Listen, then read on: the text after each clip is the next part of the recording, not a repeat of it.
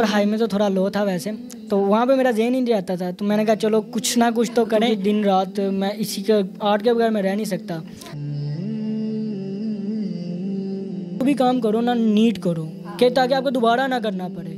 मेहनत आप एक दफ़ा करो, बार बार ना करो, ताकि उससे उसको देखो उसके अंदर क्या गलती है, आप उसके लेके आगे कोई चीज़ बनाओ। हमारी जो अब इस टाइम के लोग हैं ना, वो चीज़ों पे बहुत जजमेंट करते हैं। वो कहते हैं क्या बस लिखा ही हुआ है, हम भी लिख लेंगे। कल्ला के काम कर रहे हैं, पता नहीं लगता कहाँ से आ रहा है, कहाँ जा रहा है और कहाँ जा रहा है। अस्सलाम वालेकुम, मैं हूं आपकी अपनी होस्ट शानी सिद्दीकी और आप देख रहे हैं पायनियर वर्ल्ड न्यूज़। नाज़रीन, मेरे साथ आज मौजूद है मोहम्मद उमैर गुलजार। कैलीग्राफी आर्टिस्ट हैं, बड़ी बड़ी अच्छी पेंटिंग्स बनाते हैं और बहुत ही जगहों पे इनके गिफ्ट्स भी जाते हैं, बहुत से बच्चे इनसे सीखते हैं। आइए इनसे जानते हैं इन्होंने कहाँ से सीखा और कितनी एज में सीखा, कितना देर हो गई है इस काम को करते हुए। अस्सलाम वालेकुम। वालेकुम अस्सलाम। कैसे हैं आप? अल्हम्दुलिल्लाह। अच्छा उमैर, मुझे ये बताएं कि कैलीग्राफी का शौक़ पहले कहाँ से आया आपको? कैलीग्राफी का शौक़ जो उनसे है, मैं ना स्केचिंग करता था पहले स्कूल में, आर्ट वगैरह कार्टून्स वगैरह बनाता था। तो मेरी एक स्कूल टीचर थी इस्लामियत की, तो मेरे स्कूल में अल्हम्दुलिल्लाह काफ़ी लोग मेरे जो उनसे स्टूडेंट्स थे ना, मेरा काम चेक करते थे। ऐसा था कि जैसे मैं प्रिंट निकल आता ना, तो वैसी चीज़ थी मेरी हाथ की स्केचिंग। तो उन्होंने कहा देखो शक्लें वगैरह बनाना ना गुनाह है, तो मुझे भी थोड़ा वो फील होता था। तो मैंने कहा तो मैं क्या करूँ? उन्होंने कहा आप ना कैलीग्राफी किया करो। तो मैंने कहा ये क्या होता है, मुझे पता ही नहीं था कैलीग्राफी होता क्या, मुझे पता ही नहीं। तो उन्होंने कहा घर जाके सर्च करना, कुरानी आयात होती हैं। तो मैंने कहा जी मैं ये शक्लें ठीक हैं, कुरान पाक इतने गुनाहगार लोग हैं, हम कहाँ। उन्होंने कहा ये नहीं पता था कि उस राइटिंग को कैलीग्राफी कहते हैं? पता ही नहीं था क्या कहते हैं, क्या नहीं, देखा ही नहीं कभी, सुना ही नहीं कभी। तो फिर मैंने कहा नहीं, टीचर ने कुछ कहा तो कुछ ना कुछ तो होगा। घर आया, मैं आगे सर्च किया, तो मैंने ना ऐसे कंप्यूटर पेपर जैसे मैं स्केचिंग करता ना, वैसे मैंने ना एक आयत लिख दी। आई मीन स्केचिंग मैंने स्केच की, तो मुझे बड़ा सुकून मिला और बड़ा अच्छा लगा। ये मैंने बनाया तो वहाँ से फिर मेरा जो सा ये कैलीग्राफी का सफ़र शुरू हुआ। और अल्हम्दुलिल्लाह, क्योंकि दिन रात मैं इसी का आर्ट के बगैर मैं रह नहीं सकता। तो तुम घर वाले भी कहते थे क्या तो किसी को मोहब्बत हो जाए तो लोग उसके बगैर नहीं रह सकते। इससे आर्ट से है मेरी मोहब्बत ये है। सही हो गया। तो उमैर, किस एज में, मतलब कितने साल के थे आपको ये शौक़ पड़ा और कितनी देर हो गई आप ये कर रहे हैं? ये स्टार्टिंग जो था ये लॉकडाउन से हुआ था। आई मीन 16-17-18 साल में लोगों ने बड़ा कुछ सीखा भी है।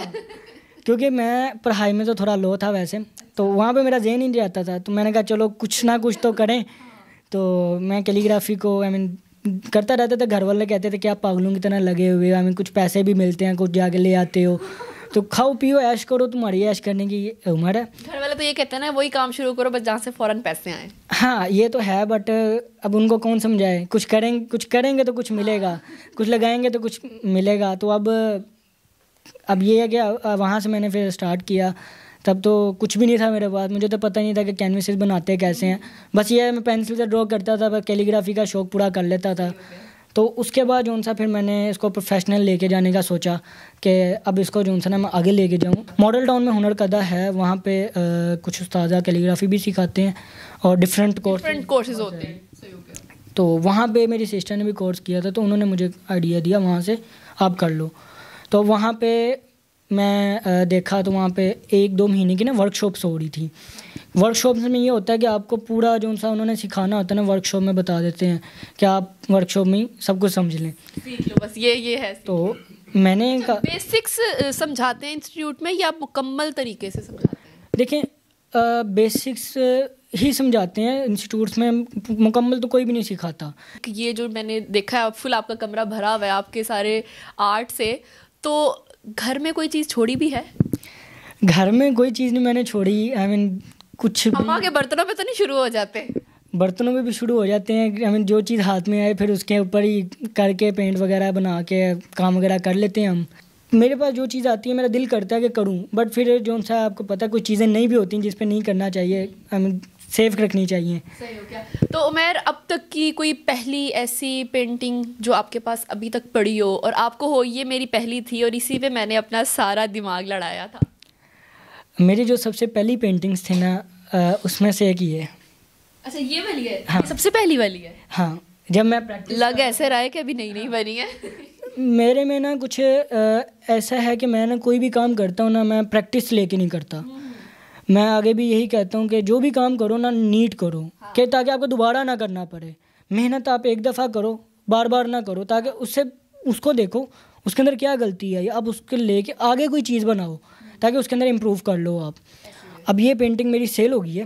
अच्छा, सेल भी करते हैं? वैसे मुझे बता सकते हैं कि इससे कितना कमा लेते हैं? पूछना तो नहीं चाहिए, लड़कों से उनकी इनकम और लड़कियों से एज नहीं पूछनी चाहिए। ऐसे ही है, बट मैं ना इसको ज़्यादा सेल नहीं करता हूँ। जब कम सेल तो करनी है, फिर भी कम से कम कितने की हो जाती है सेल? कोई 10-12 हज़ार 15 हज़ार? इतनी तो हम DHA वगैरह में बैठे होते आराम से सेल हो जाए। अब हमारा ना एरिया वाइज भी होता है ना, लोकेशन वाइज भी लोग जज करते हैं। हमारी जो अब इस टाइम के लोग हैं ना, वो चीज़ों पे बहुत जजमेंट करते हैं। वो कहते हैं क्या बस लिखा ही हुआ है, हम भी लिख लेंगे। अगर ऐसे जो कहे ना उनको कोई लिख के दिखाओ, वो तब तो कहते हैं बस ठीक है। हम भी ऐसे कहते हैं, क्या है बोल नहीं होता, माइक पकड़ के बोल नहीं होता, क्या करना होता है। बस ऐसे ही एग्रीमेंट आगे से कर देते हैं भाई। उनको बता देना अब ये जैसी पेंटिंग है ये 5 से 6 हज़ार की, उनको बताएं। अब जैसे कि लो क्वालिटी हम लोग हैं लेना चाहते हैं, कॉस्ट होती है जो मतलब कि जो इस पे खर्चा वगैरह सारा आता है उतना निकल आता है, या ऊपर की कोई पॉकेट मनी भी निकल आती है? वो तो निकल आती है, वो तो निकालनी पड़ती है निकालनी पड़ती है। उसे तो उन्होंने लेने अब खर्चे तकरीबन इसका 1 महीने का खर्चा 15 से 20 हज़ार है। क्या आपका ऑटोमेटिकली लगना ही लगना है, और ये नहीं पता अल्लाह का हुक्म है कि अल्लाह के काम कर रहे हैं, पता नहीं लगता कहाँ से आ रहा है कहाँ जा रहा है और कहाँ जा रहा है। सही हो गया। अच्छा, आपने अपनी बुक भी डिज़ाइन की थी बच्चों को सिखाने के लिए, हमें वो भी ज़रा बताएं और उसके बारे में भी बताएं कि आपने क्या सोचा कि मैंने बुक डिज़ाइन करनी है और मैंने बच्चों को सिखाना है, मतलब क्या सोच समझ के आपने ये सारा फैसला किया? अब जैसे कि मैं कैलीग्राफी करता भी हूँ तो मैं सिखाता भी हूँ, तो मैंने सोचा कि इसको थोड़ा सा और आसान कर दिया जाए ताकि लोग जो उनसे मेरे ऑनलाइन स्टूडेंट्स हैं कराची, हैदराबाद, इस्लामाबाद, हर जगह पे जो उनसे अल्हम्दुलिल्लाह हैं कुछ स्टूडेंट्स, उन लोगों के लिए आसानी कर दी है। क्योंकि मुझे ना ऑनलाइन काम करवाना ना पसंद नहीं है, क्योंकि जिन्होंने पेड क्लासेस वगैरह रखी हुई हैं ना, मुझे वो चीज़ें पसंद नहीं हैं। आप करें, आप जो उनसे इसको शॉर्टली कर लें, आप कम टाइम में आपको उनको काम सिखा दें, पर उनको लाइव क्लासेस दें। अच्छा, जब आपने ये किताब लिखी और यही सोचा कि भाई मैंने जैसे खुद सीखा है, मैंने इससे बेहतर बच्चों को सिखाना है। जी बिल्कुल, मैंने यही सोचा। जी, ये तो बेहतरीन हो गया। नाज़रीन, ये थी उमैर की स्टोरी। उसने कहाँ से अपनी कैलीग्राफी आर्ट स्टार्ट किया और कैसे बच्चों के लिए सोचा कि बच्चों को भी सिखाएंगे, और आपने इनकी किताब भी देखी। इसी वीडियो के साथ मुझे दें इजाज़त। अल्लाह हाफ़िज़।